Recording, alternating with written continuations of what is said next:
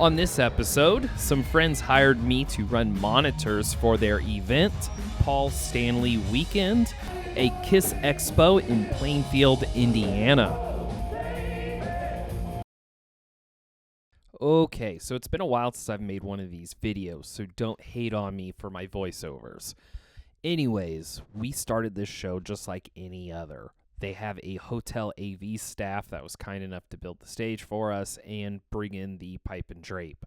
Now with this large curtain built, we're able to just load in our essential gear. And so we've got two Genie lifts that will hold JBL 910s. We'll have some 906 center fills and some of the equivalent SRX subs.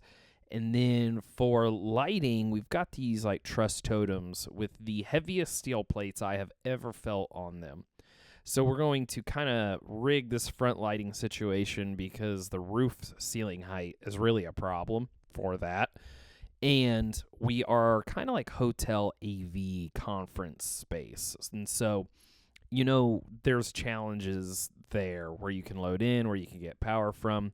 This is actually powered by a generator on this gig, actually. But let's take a look at, there's that big, massive banner we had to hang. That thing was atrocious to hang, and we could only get it so tall because of this center air wall position bulkhead.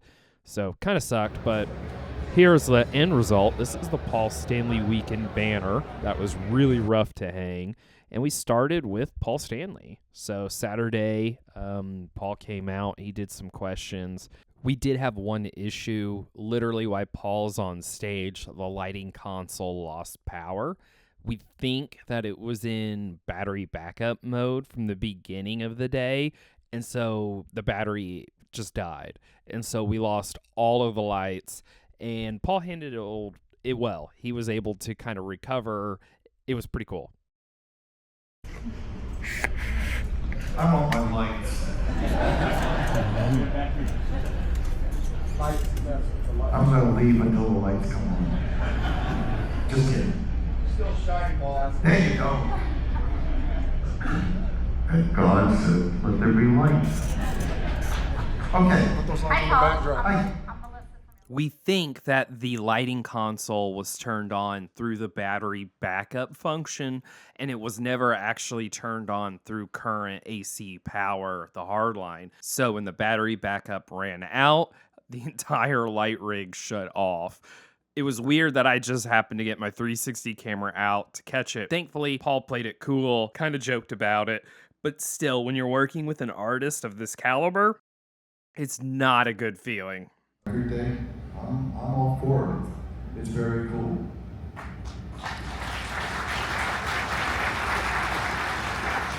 Hey, Paul, I'm Mark from Dayton, Ohio. Anybody ever tell you look like? All the time. All the time. Dayton, Ohio. I love it. Ohio's Columbus, Cleveland, Dayton. I've seen a few guys use these online, but I've not heard them in person. These are some Phoenix Pro microphones. They're 2.4 gigahertz, I believe, and they are a condenser microphone. Really, they stood up. They did well. And then we had Eric Singer, the drummer, and Eric had a SRX 15-inch monitor and two IEM packs for two drummers. So I used Mix 8 here for Eric. Here's one of the P1s. And then the other pack, my Mix 7, was actually for another guest drummer. Here's a look at the drum set. So we've got several toms here. Pretty small kit, actually. We've got a Audix i5 on the snare. We've got these biodynamic condenser microphones on the toms. Real big sound. Very nice. This band had a Nord, so we actually had a gentleman play keys and bass. Yes, Marshalls for days, and if you're asking, they are hooked up. At least the bottom cabinet of each stack is actually hooked up and working. That's why we mic'd those. There are our SRX 12-inch monitors there, all powered, active. And then you can see our 906 fills there in the center on top of the subs. Here's a look at the guitar world. There was actually some other guitars in here that I wouldn't even feel good showing on the internet. Like, they're insane. Here's a look at the front of the stage. So you see the SRX PA, our subs, and the lighting stage build out there. This PA covered the room very well, actually, and it wasn't as much of a power alley in the center as you would think. Here's a look of backstage, what we have going on for infrastructure. So we've got a Jenny in the back powering all of this, and I called this preamp island. So the top there is front of house, DL32. Then I have my DL32 and the X32 rack. This purple cable goes straight to my smart rig. And then out of my monitor cable here in the back, I have that going to a Q wedge at my feet. With these being 12s, I was a little worried about pushing them too hard. So having that response at my, being able to hear what they hear was important to me. It's out of my 360 camera, so it won't sound great, but, here's a little bit of sound check. We actually got a surprise sound check.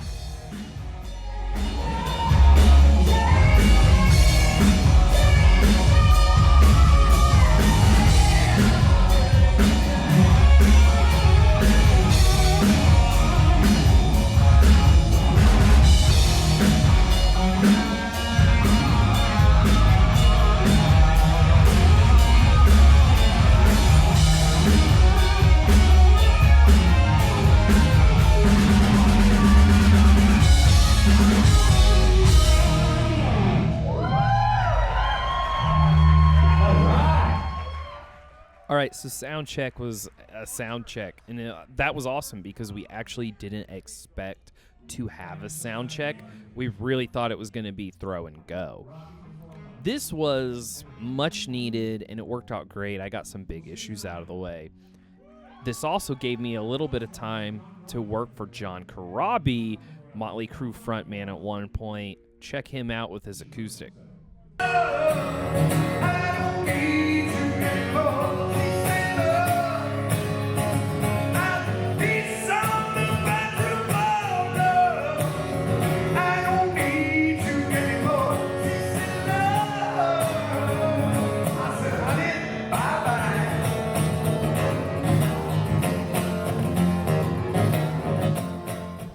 John sounded awesome. We slammed the monitors with his acoustic guitar.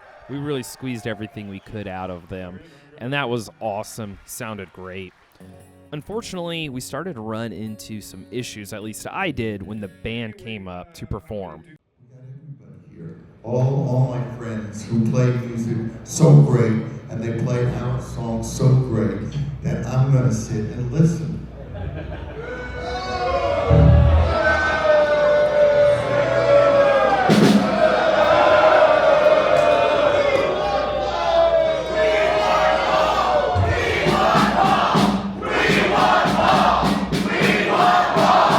Don't wish for something that you're not going to like. For our little sound check, we didn't use the in-ears because there were physical issues with the in-ears themselves. But here, we ran into the issue where he wanted to use his in-ears. But then I'm out of here.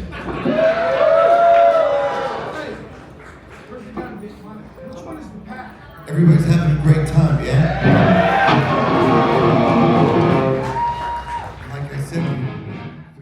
This is definitely my big mistake of the show. So during sound check, there was physical problems with the left side of his ears. We drawled it up to being the left side of his ears after swapping out other ears and headphones. We didn't really sound check the IEM mixes because there was physical hardware problems. And now that he came up to perform, he decided he would wear his right ear and have the wedge on his left side.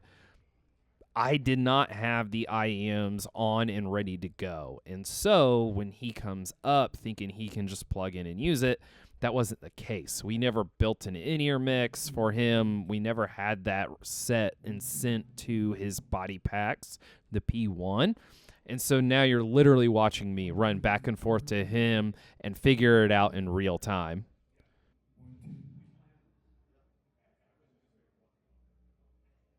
Second or so, I finally get it unmuted and I get his vocal on and loud in his in-ear. I will play a little bit of the beginning here, but I'm not about to play Paul Stanley's vocals on the internet without verb and decent processing. So don't take it personally. I just don't want to get sued. Anyways, Are you guys ready? we got it working and now we're ready to go. That's the most important. Are you ready? Yeah.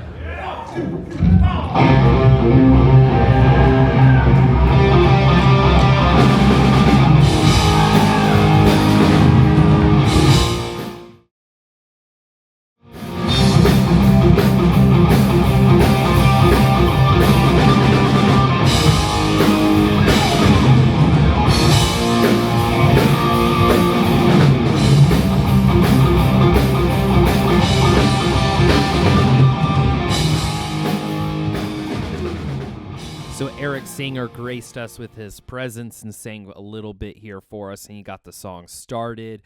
Eric, he and I, we worked together to get him a in-ear mix, and we just kind of flew with it. And that was the expectation from the beginning, that this was going to be a throw-and-go show.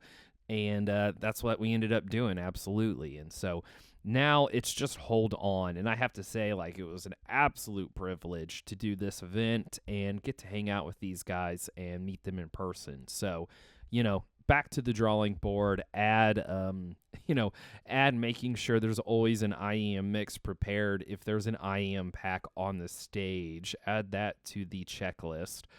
Here are some more clips from the rest of the day.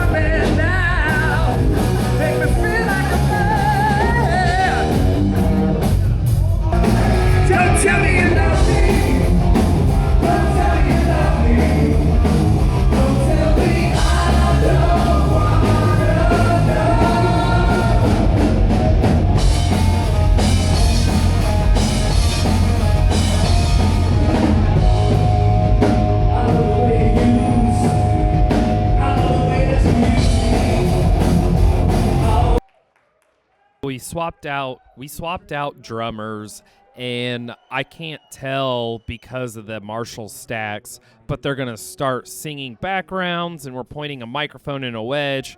It starts to get wild. You can hear the feedback.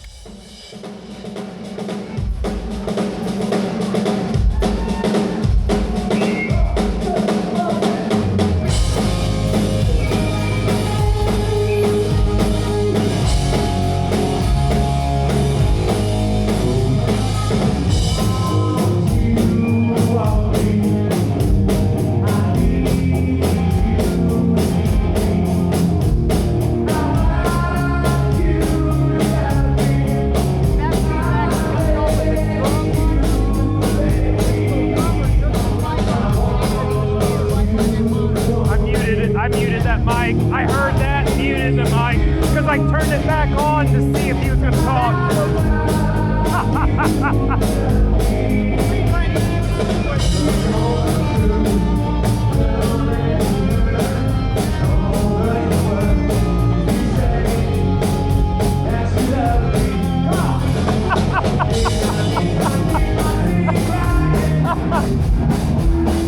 Oh, he's singing!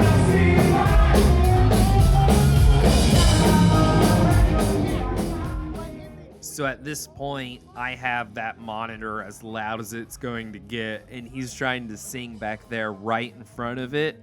So now the proximity is all different, and now the frequencies are going to be different. It's quite a bit for, one little song here. And actually, shortly after this, he comes back on, and we put this monitor in thermal. I don't remember if I filmed that part or not. So again, kind of like the beginning, everybody's just waiting to start the last song, and we can't because that monitor is completely shut off.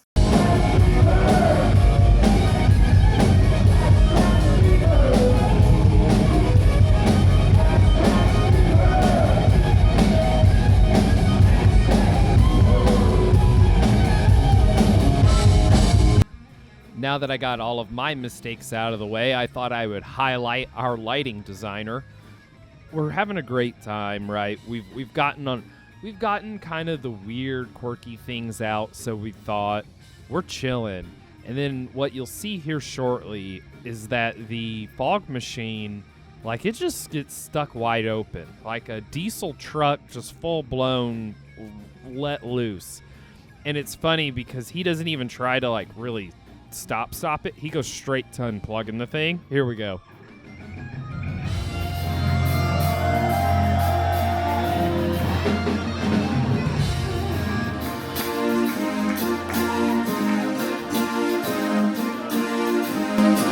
You ready?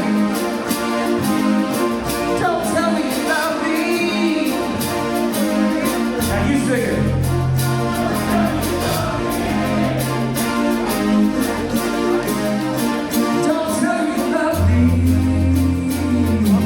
You unplugging it?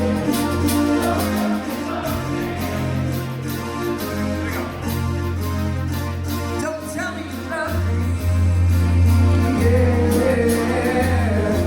Don't tell me you love me. Don't tell me you love me. Don't tell me you love me. Don't tell me you love me, love me, love me, yeah.